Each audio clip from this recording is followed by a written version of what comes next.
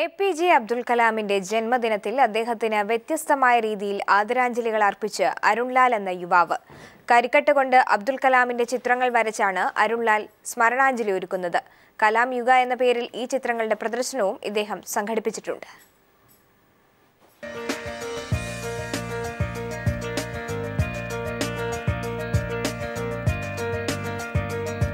അന്തരിച്ച മുൻ രാഷ്ട്രപതി APJ അബ്ദുൽ കലാമിന് തന്റെ വ്യത്യസ്തമായ കരവിരുതുപയോഗിച്ച് ആദരാഞ്ജലി അർപ്പിക്കുകയാണ് അരുൺലാൽ. കരിക്കട്ട ഉപയോഗിച്ച് അബ്ദുൽ കലാമിന്റെ ചിത്രങ്ങൾ വരച്ചാണ് ഇദ്ദേഹം വേറിട്ട വഴിയിലൂടെ കലാമിന് സ്മരണാഞ്ജലി അർപ്പിക്കുന്നത്.